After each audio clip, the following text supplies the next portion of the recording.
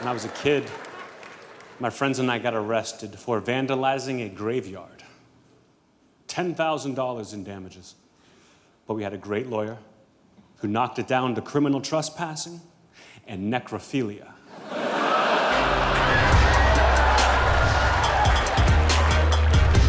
I make a lot of jokes about death because it's hilarious. My whole family's like that, kind of, you know. In fact, well before I was even born, my great-grandmother threw herself in front of a bus. Police tried to say she was committing suicide, but the family knew that she was just trying to stop civil rights.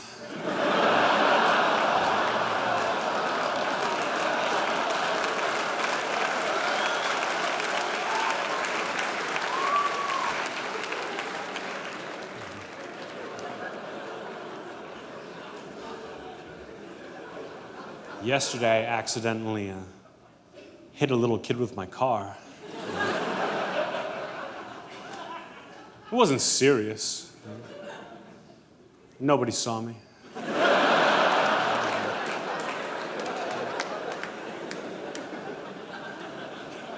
And people get weird when kids die.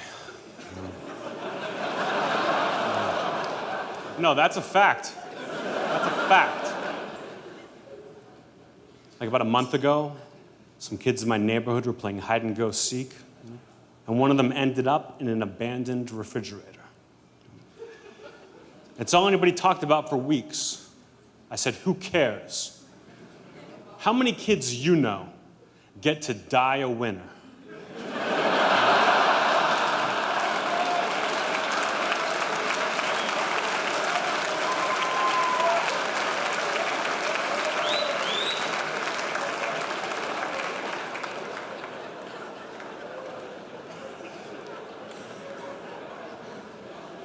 I assume you guys all knew who you were coming to see tonight. But if you didn't, you sure as shit know now. This past Christmas, I told my girlfriend for months in advance, months. I said, baby, all I want from you this year is an Xbox. That's it. Beginning and end of list Xbox. You know what she got me? A homemade frame with a picture of us.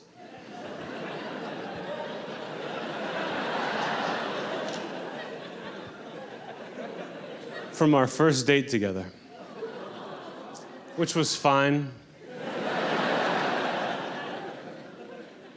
Because I got her an Xbox.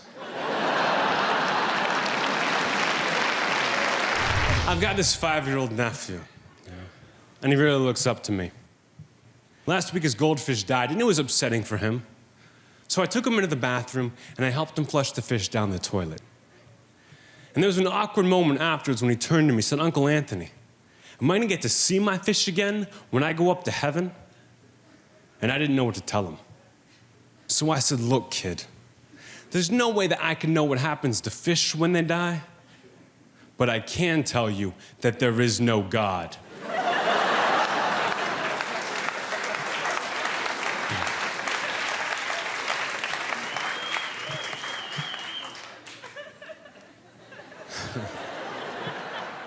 Who do you think was smarter, Jesus or Buddha? I mean, just in terms of not letting themselves get crucified.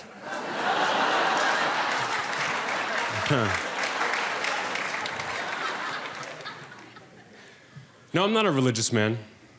You guys can probably tell. But my Uncle Tom, you guys, super religious. Last month, he's walking down the street. He gets mugged and shot in the chest. Now, miraculously, and I mean miraculously, he always keeps a Bible in his left chest pocket, and he had something to read while he bled to death. I'm always flying somewhere, always in an airport. Even flying into Chicago a couple days ago, 2.5-hour flight delay. I'm stuck in an airport bar, talking to some random asshole. And I got nowhere to go. So I'm like, hey man, what do you do? And he says, and I quote, oh, nothing right now. But I used to be a priest.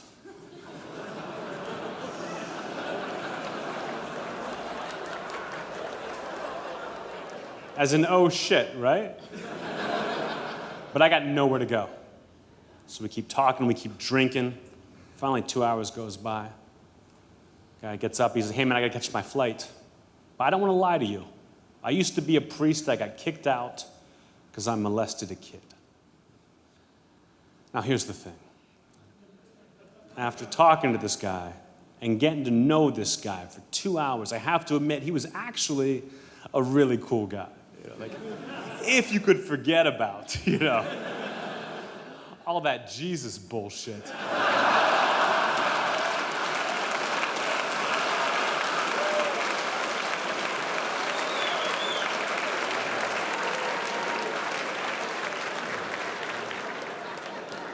Yeah, that's a favorite.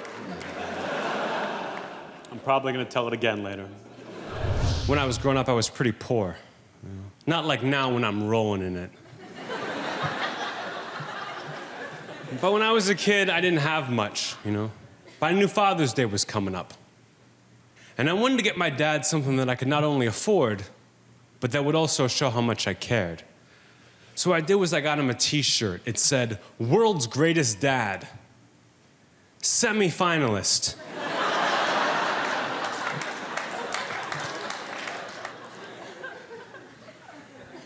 My mom used to put a note in my lunchbox every morning, and she would hide it so I couldn't find it until I got to the cafeteria that afternoon with my friends. I couldn't appreciate it at the time, though, because every note said, "Sorry, I didn't pack your lunch."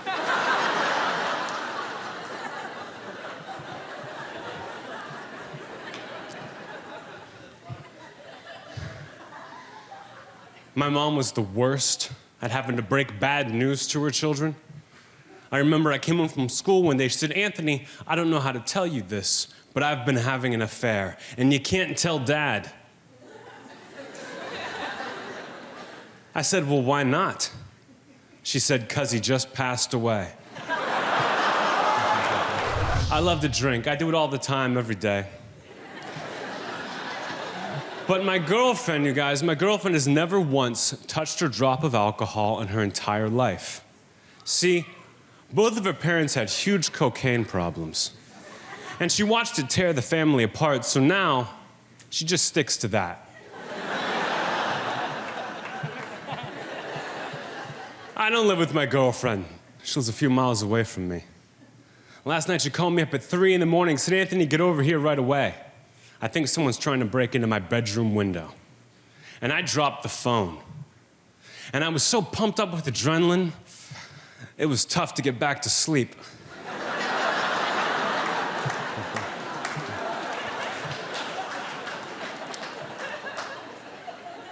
Last weekend I was in Boston, staying with my girlfriend's father. Brutal. He wouldn't let us sleep in the same bedroom together. He says, "Sorry, buddy, I don't trust you."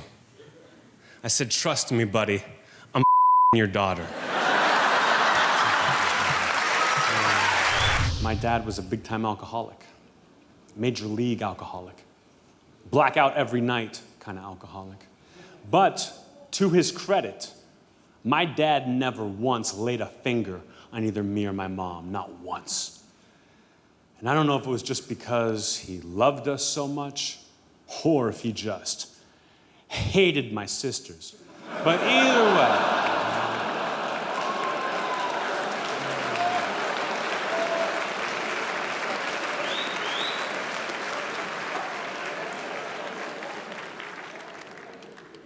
way, he was a great dad.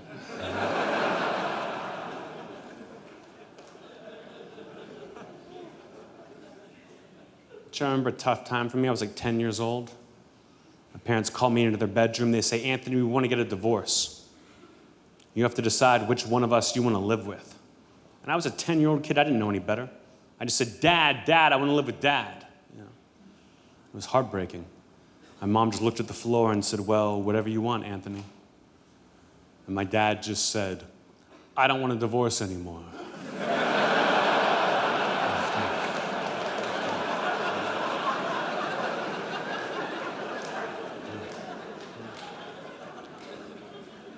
And maybe the most uncomfortable moment of my life was when my dad gave me the sex talk. Oh, God. The old man was into some really crazy shit. Now, this is the ideal time to tell you guys that I love to meet fans after the show. I like when people come up and say, Anthony, you're a genius. Anthony, best show I've ever seen.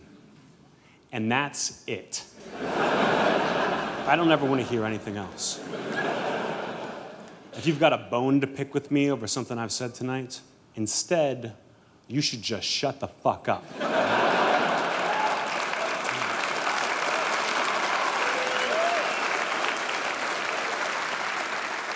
Because seriously, I know more about comedy than you do.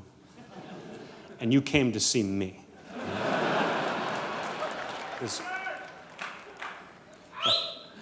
Like I said, shut the fuck up.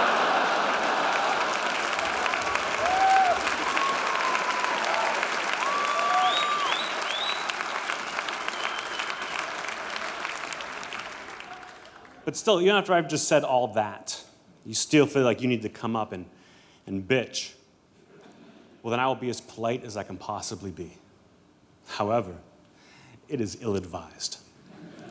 Because you will end up as a joke in my act. Much like the blind guy who came up and complained to me in Seattle after a show. He walked up and said, Anthony, Anthony.